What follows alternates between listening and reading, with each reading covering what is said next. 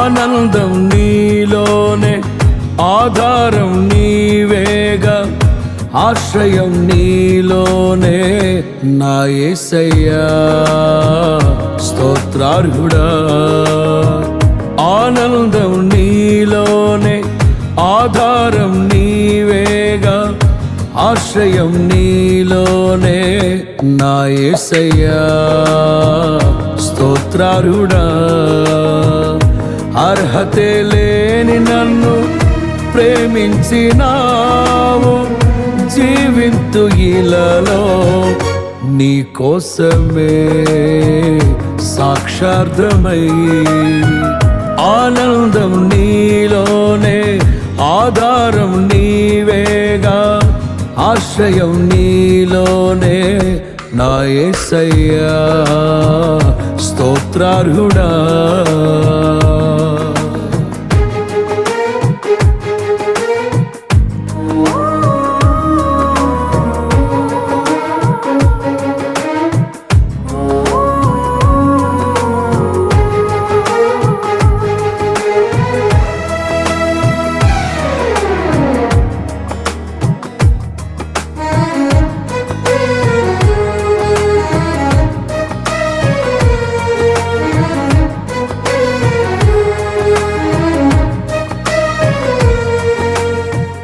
ప్రభునందు ప్రియమైనటువంటి దేవుని బిడ్డలారా, ప్రభువైన యేసుక్రీస్తు వారికి పుణ్యనామములో మీ అందరికీ కూడా వందనాలు తెలియజేస్తున్నాం. ప్రార్థన చేసుకుందాం. ప్రేమ కలిగిన మా తండ్రి, వందనాలు ప్రభా. ఈ సమయంలో నాయన వాక్యము మీది మేము మీ వారము దేవా, నన్ను మీ పాదాలకు అప్పగించుకుంటున్నాను తండ్రి. మీరే మాట్లాడండి ప్రభా. ఈ బిడ్డలతో మీరు ఏ విషయాలు మాట్లాడని అన్నారు, ఆ మాటలు మాట్లాడమని యేసు నామమున అడిగి వేడుకుంటున్నాను పరమ తండ్రి, ఆమేన్. ప్రియమైన వారలారా, ఈరోజు 2 కొరింథీ 3:6 దగ్గర నుంచి చదువుతా ఉన్నాను. దయచేసి గమనించవలసిందిగా మీకు మనవి చేస్తా ఉన్నాను. అయితే మమ్మును క్రొత్త నిబంధనకు అనగా అక్షరమునకు కాదు గాని ఆత్మకే పరిచారకుల మగుటకు మాకు సామర్థ్యము కలిగి ఉన్నాం. అక్షరము చంపును గాని ఆత్మ జీవింప చేయదు. మరణకారమగు పరిచర్య రాళ్ల మీద చెక్కబడిన అక్షరములకు సంబంధించినదైనను మహిమతో కూడినదాయను. అందుకే మోషే ముఖము మీద ప్రకాశించుచుండిన ఆ మహిమ తగ్గిపోవునదైనను ఇశ్రాయేలీలు అతని ముఖమును తేరి చూడకపోయేది. అట్లుండగా ఆత్మ సంబంధమైన పరిచర్య ఎంత మహిమగలదై ఉండును. దేవుడు ఈ వాక్యమును దీవించును గాక. ప్రియమైన వాళ్ళారా, చదువుకున్న వాక్య భాగంలో అపోస్తలుడైన పౌలు గారు కొరింథీ సంఘానికి చెప్తున్న మాట ఏంటంటే, పాత నిబంధన అక్షరానుసారంగా వ్రాయబడింది, క్రొత్త నిబంధన ఆత్మానుసారంగా వ్రాయబడింది అని చెప్తా ఉన్నారు. అక్షరానుసారంగా వ్రాయబడినంత మాత్రాన అది తీసివేయటానికి వీల్లేదు. ఆత్మానుసారంగా వ్రాయబడినంత మాత్రాన ప్రత్యేకంగా క్రొత్త నిబంధనే అనుసరించాలనేటువంటి రూల్ ఏమీ లేదు.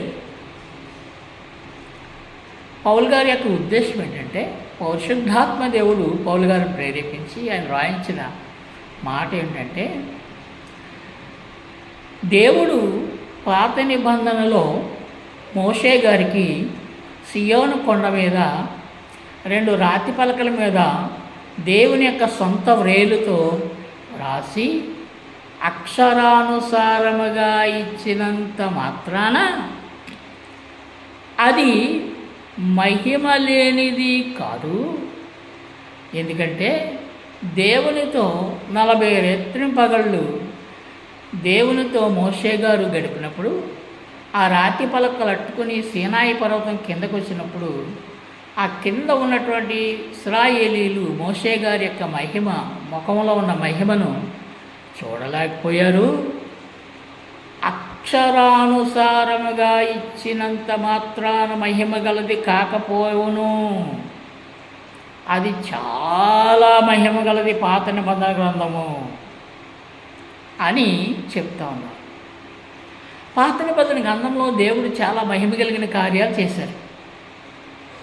ఉదాహరణకి ఇశ్రాయేలీలు అరణ్య ప్రయాణము 40 సంవత్సరాలు ప్రయాణించినప్పుడు దేవుడు వారి మధ్యలో పగలు మేఘస్తంభముగాను రాత్రి అగ్నిస్తంభముగాను వారి మధ్యలో ఉండి వారితో ప్రయాణం చేసి నేను ఉన్నవాడను అనువాడను అయ్యున్నవాడను అని తన్ను తాను నిరూపించుకున్నట్లుగా మనం చూస్తూ ఉన్నాం. అదేవిధంగా ఇశ్రాయేలీయులకు పాత నిబంధనలో మరో మహిమ కలిగిన కార్యం ఏంటంటే బండలో నుండి రాతిలో నుండి నీళ్లను రప్పించి 6 లక్షల కాల్బలం కలిగినటువంటి వారందరికీ కూడా సమృద్ధిగా మంచినీళ్ళు ఇచ్చారు. మరో విషయం ఏంటనుకున్నారు, పరలోక రాజ్యంలో దేవదూతలు మాత్రమే భుజించేటువంటి మన్నాను భూమి మీద నివసించిన ఇశ్రాయేలీయులకు దేవుడు తినిపించాడైన సంగతి మీ అందరికీ బాగా తెలుసు, నేనేం చెప్పక్కర్లేదు. ఇలాంటి మహిమ కలిగిన అద్భుత కార్యాలు ఎన్నో ఎన్నో ఇశ్రాయేలీయుల పట్ల తన దేవుడు, తండ్రి అయిన దేవుడు, కుమారుడైన దేవుడు, పరిశుద్ధాత్ముడైన దేవుడు, త్రియేక దేవుడు ఎన్నో అద్భుత కార్యాలు చేశారు. కనుక పాత నిబంధన మహిమ కలిగిన గ్రంథము, దేవుని మహిమ కలిగిన గ్రంథము. అయితే అక్షరము చేవ్రేలుతో, దేవుని చేవ్రేలుతో వ్రాయబడిన అక్షరము, పదాజ్ఞలు ఏమని చెప్తున్నాయంటే ఇశ్రాయేలీయులకి కంటికి కన్ను పంటికి పన్ను అని చెప్పడం. అంటే అర్థం ఏంటంటే పాత నిబంధన చెప్పింది ఏంటంటే ఎవరైనా నీ పళ్ళు రాలు కొడితే పళ్ళు కూడా రాలు కొట్టే, ఎవడైనా నీ కన్ను తీసేస్తే నీ కాడు కన్ను తీసేయి, ఎవడైనా నీ సహోదరుని చంపితే వాడిని చంపే అని అక్షరానుసారముగా ఇవ్వబడిన మోషే ద్వారా ఇవ్వబడినటువంటి దేవుని గ్రంథము చెప్తుంటే ప్రభువైన యేసుక్రీస్తు వారు నూతన నిబంధనలో ఆయన కొండ మీద ప్రసంగం చేస్తూ అన్నారు, ఆత్మ విషయమై దీనులైన వారు ధన్యులు, వారు దేవుని కుమారులు అనబడదురు, పరలోక రాజ్యము చూస్తారు, వారు దేవునితో ఉంటారు. కనుక దీనత్వము గురించి కొత్త నిబంధనలో యేసయ్య మొట్టమొదటిగా తన కొండ మీద ప్రసంగాన్ని ప్రసంగించినట్లుగా మనం చూస్తూ ఉన్నాం. కాబట్టి పౌలు గారు ఏమంటారంటే అక్షరానుసారంగా ఇవ్వబడిన పాత నిబంధన మరి పంటికి పన్ను కంటికి కన్ను అని చెప్తే ఆత్మానుసారంగా ఇవ్వబడినటువంటి క్రొత్త నిబంధన ఆత్మ విషయమై దీనులైన వారు ధన్యులు అని చెప్తున్నారు.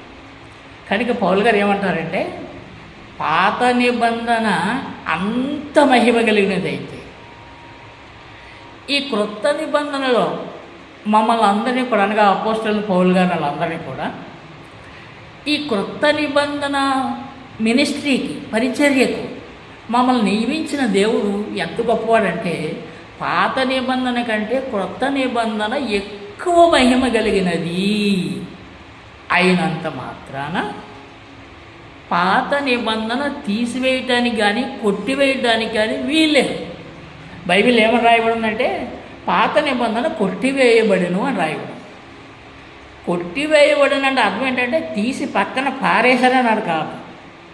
ప్రభువైన యేసుక్రీస్తు వారు పాత నిబంధనలో పాపుల కొరకు చెల్లించవలసిన వెల తన రక్తము ద్వారా సిలువలో చెల్లించి ఆ బాకీ ఏం చేశారంటే కొట్టివేశారు. కనుక అంత మాత్రాన పాత నిబంధన తీసేశారని కాదు, ధర్మశాస్త్రము పాత నిబంధన యేసుక్రీస్తులో నెరవేర్చబడింది కానీ తీసివేయబడలేదు. కాబట్టి కనుక పాత నిబంధన కంటే కొత్త నిబంధన ఎంతో మహిమ గలది అయినప్పటికీ కూడా పాత నిబంధన లేకుండా కొత్త నిబంధన లేదు. ఎందుకనుకుంటున్నారు? పాత నిబంధనలో ప్రభువైన యేసుక్రీస్తు వారి యొక్క జనన మరణ పునరుత్థాన ఆగమనం కొరకు మరి చెప్పబడినటువంటి ప్రవచనాలు అన్నీ కూడా క్రొత్త నిబంధనలో నెరవేరినవి. పాత నిబంధన చదవకపోతే క్రొత్త నిబంధన మీకు అర్థం కాదు.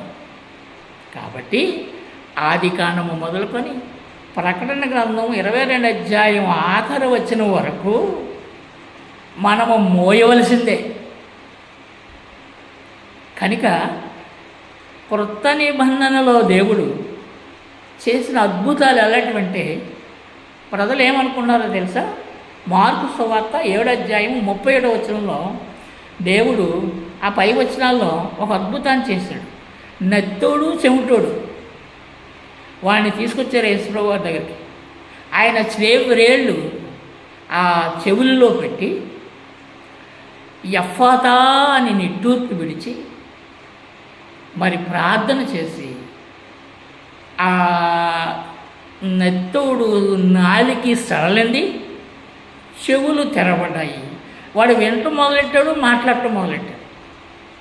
అక్కడ ప్రజలందరూ కూడా ఏమనుకున్నారంటే 37వ వచనంలో 7:37లో మార్కు సువార్త, ఈయన సమస్తమును బాగుగా చేస్తున్నాడు. He done everything well. కుంటోళ్ళు నడుస్తున్నారు, గుడ్డోళ్ళు చూస్తూ ఉన్నారు, కుష్ఠరోగులు బాగుపడుతూ ఉన్నారు, రక్తస్రావం రోగం వారు బాగుపడుతూ ఉన్నారు, చనిపోయిన వారు లేపబడుతూ ఉన్నారు, జ్వరంతో ఉన్నవారు జ్వరము తగ్గించుకుంటూ ఉన్నారు, అనారోగ్యంగా ఉన్నవారు బాగుపడుతూ ఉన్నారు. చివరికి యేసుక్రీస్తులో రక్షణ పొందడానికి విశ్వాసం ఉంచిన వారందరూ రక్షింపబడుతున్నారు, విడిపింపబడుతున్నారు, విడుదల పొందుతారు, విమోచింపబడుతున్నారని చెప్పబడింది.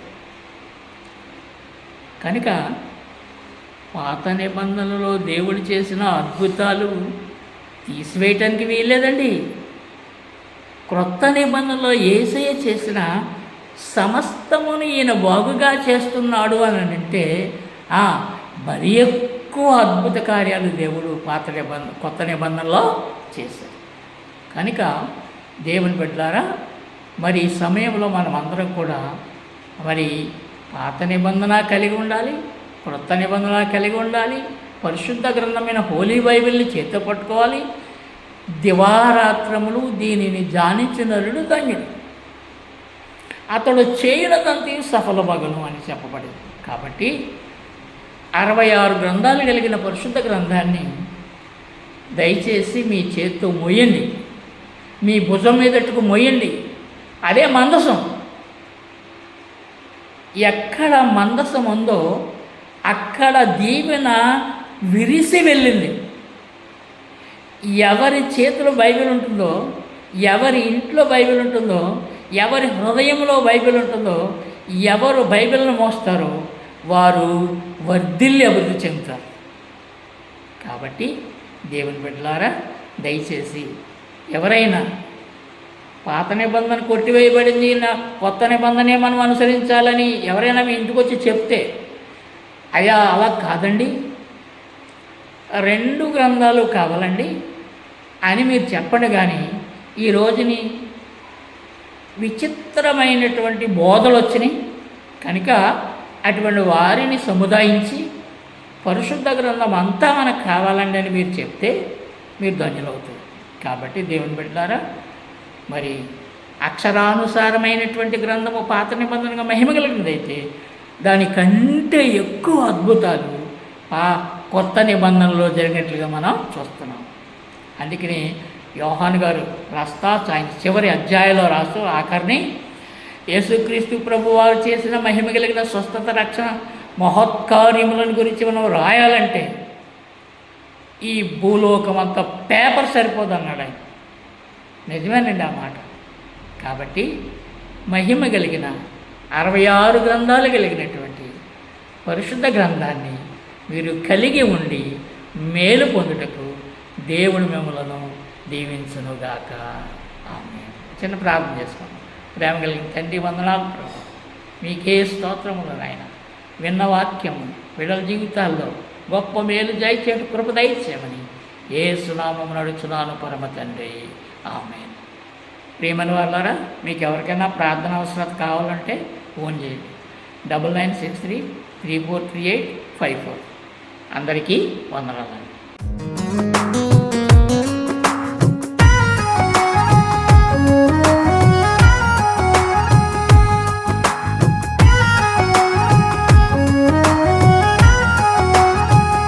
ఆనందం నీలోనే, ఆధారం నీవేగా, ఆశ్రయం నీలోనే నా యేసయ్యా. స్తోత్రార్హుడా. ఆనందం నీలోనే, ఆధారం నీవేగా, ఆశ్రయం నీలోనే నా యేసయ్యా. స్తోత్రార్హుడా.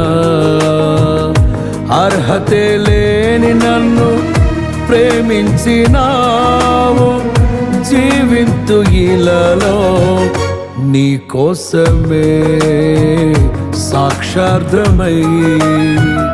ఆనందం నీలోనే, ఆధారం నీవేగా, ఆశ్రయం నీలోనే నా యేసయ్యా. స్తోత్రార్హుడా.